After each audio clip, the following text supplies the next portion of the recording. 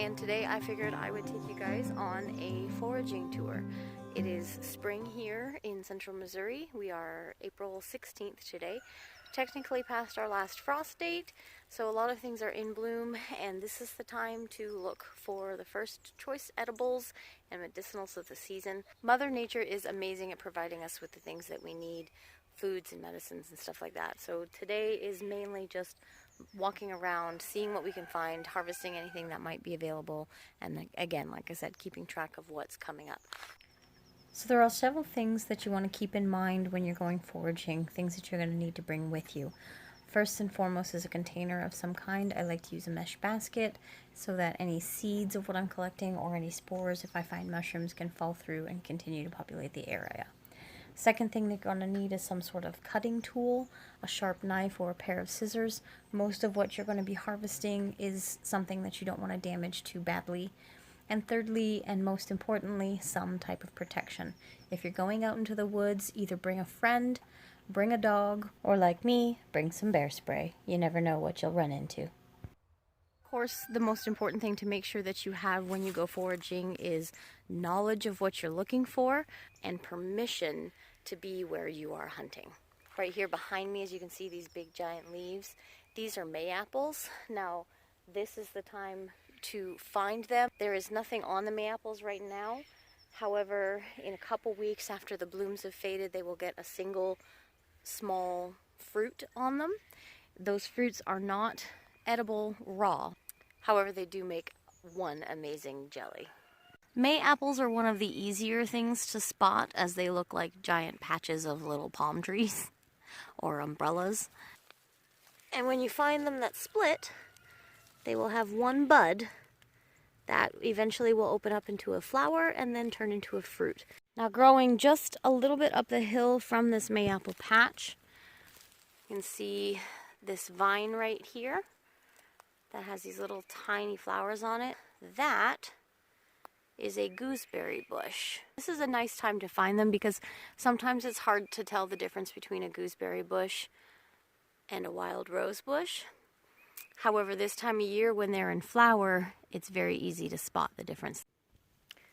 So one of the other nice things about living in central and southern United States is the redbud trees. They're fairly easy to tell this time of year. You can see all these little dots of bright pink, and they are loaded with these beautiful flowers. Now, what's great about these trees is these flowers are high in vitamin C, and they're edible. Redbuds are amazing to toss in a spring salad mix. They look absolutely beautiful, and like I said, they're extremely high in vitamin C. So this is a great find. So when you're harvesting the redbuds, you're only needing the flowers. So they're actually really super easy to pick, just like that. And then when you take them home, you cut that little woody part off. So this is another great find. This is a mullein plant. You can tell because the leaves are growing out from a single center in a rosette fashion. This is a young mullein, so I'm not going to take this one. I have a bigger one actually growing in my garden at home. Now this is what a second-year mullein looks like, and you can see how big, well, how much bigger it is. Mullein is a great plant to know. The mullein plant is also called mountain toilet paper or cowboy toilet paper. It's very much similar to a lamb's ear if you've ever had them growing in your garden, however, even thicker. Now, what's nice about mullein plants, they make a great toilet paper in emergencies. They're also really good for using on diaper rash. The other thing about mullein is the leaves. They're very good at breaking up mucus. In their second year, they will shoot up a tall stalk which has pretty yellow flowers on it. And those flowers, you can take them, emulsify them in a carrier oil for 2 to 3 weeks, and then you'll get a really amazing earache remedy. So I stopped here to show you why I do a lot of looking around while I'm in the woods this time of year, even though I know most of what I'm looking for is not ready to harvest. It's just easier to find. So if you look off into the woods here, you can see these little spots of light color. Now, it's hard to see on camera, but those are all patches of May-apples. You can also very easily see the dogwood tree right there. That right there is a blackberry vine. And again, another dogwood and the redbud way off in the distance. So here's another great find, and it's a little hard to tell from this distance. Some of you probably can, but you can definitely see the green tri-leaves and the little white flowers. Now if you get a little closer, most of you will probably recognize that is a wild strawberry. And there are quite a few of them. This is a good place to mark and come back in a couple weeks to get some strawberries. So some of the other things to remember when you're out in the wilderness, make sure that you have a healthy respect for what's around you and just appreciation as well, which is part and parcel of having permission to be hunting wherever you are. If it's not your own land or public land, make sure you ask permission. You'd actually be quite surprised how many people will say yes. But mainly, enjoy yourself while you're out here. It's a great opportunity, even if you don't find anything, to just have a walk out in nature and enjoy the fresh air and the beautiful scenery that you'll come across. The prize for most foragers in early spring in the Midwest, of course, is the morel mushroom. However, it's hard to beat everyone else out there into the woods, especially if you're hunting on public land. That's why it's nice to get permission from people that have property if you yourself don't have property that mushrooms grow on. Here in Missouri, we are just getting into the peak of morel season. There's a lot of controversy over this, but what you want to try and do when you're picking morels is to cut the stem, not pull them out of the ground. The reason that we do this is not the mushroom, this is the fruit of the mushroom, and the mushroom is actually this extremely intricate network called mycelium that grow under the ground. If you pull this out, you do risk damaging the mycelium, and the mushrooms may take longer to come back. Some other neat things to think about when you're out in the wild is looking and learning about the animals that are in your area and the way that you can track them and see what they are. Now, I see all these little pieces of bark on the ground at the base of this tree.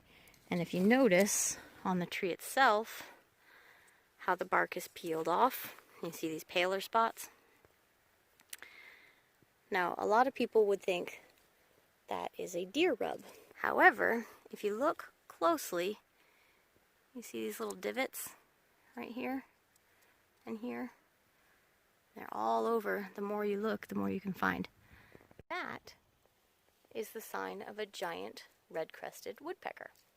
Now what's nice about that is that means there is food in this tree for him. Larvae of some kind that he's been after quite prevalently. This tree is dying. Now what that means for the mushroom hunter is this tree is a good tree to mark because it has the potential for producing morel mushrooms in a couple years, maybe even next year. They will be growing around the base of this tree. Everything in nature works with itself. The tree is dying, however, it's providing a home for the insects, which are providing food for the birds. Eventually, the tree will die and fall, and the mushrooms will move in to break it down and turn it back into soil for the forest.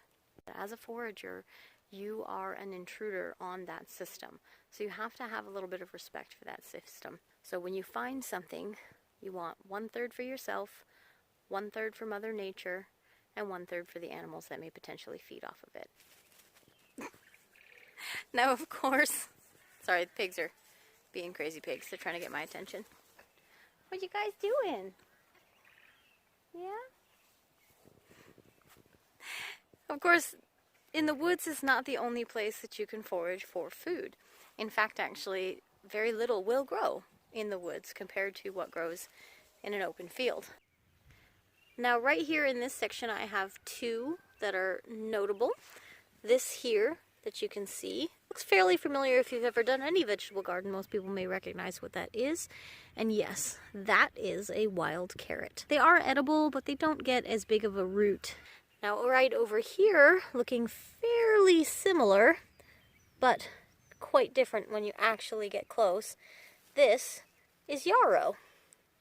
Now, Yarrow, though not edible, is a great medicinal to get to know, learn it, put it in your repertoire, because yarrow is a blood clotting agent. If you're ever out somewhere and you get a cut or a scrape and it's a little deeper than you'd like and you don't have a bandage, find you some yarrow, make it a nice little paste, pop that on the wound, and it will stop the bleeding. In this little section, there are 3 things that can be used as medicinals and edibles. The first thing that you can see here is what's called purple dead nettle. And then hiding over here are wild violets. And then kind of hiding under the violet, these flat leaves, most people have seen them before, this is plantain. Here's a bit better look at what plantain looks like. And of course, there's everyone's favorite, the dandelion. Now most people know what a dandelion is, but not a lot of people realize that it's actually a choice edible in early springs for many, many reasons. The leaves can be used in a spring salad. However, once the flowers have started to bud, the leaves take on a really bitter taste and it's not recommended. The root of dandelion can replace coffee. Though it doesn't taste the same and is not quite as potent, it does mimic the same results as taking caffeine. The flower of a dandelion can be used to make a jelly that resembles honey. One that people may be familiar with the look of, but less familiar with its uses, is purple dead nettle. Now, purple dead nettle is in the mint family, which you can tell because it has a square stem, and most of the leaves are clustered on the top and very heart-shaped looking.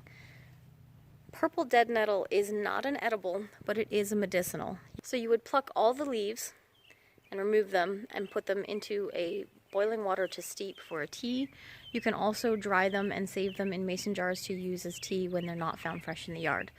A dead nettle tea is good for warming the body. Partaking of a cup of dead nettle tea in the cold winter is a great way to warm up. Plantain is a great plant to know and to recognize. Its medical benefits are far greater than its edible properties. Plantain leaves can be crushed and used on bruises and rashes. And it's one of the key ingredients of my salve that I make using plantain, calendula, and comfrey. This is what's known as Japanese knotweed. It's pretty easy to tell what it looks like by the stems. They are hollow. It is an extremely invasive species and it's not native to this area. And as you can tell by this patch behind me, when it comes in, it takes over everything. The thing about Japanese knotweed that keeps me from removing it from my property is that it's an edible. Not only is it an edible, I personally consider it a choice edible. They are reminiscent of rhubarb. The benefit of Japanese knotweed is they're very high in a component called resveratrol. Now, I highly recommend that you take a moment and Google the benefits of resveratrol. Once you know all about that, you're going to want Japanese knotweed on your farm too. We do keep this patch contained. Once it gets to a certain size, we start cutting it off at the base and use it as extra fodder for our pigs. One of the other things that you will find in a lot of hillsides on the edges of the forest and the meadows here in the Midwest is patches like these. Those are not grass, they're actually wild garlic.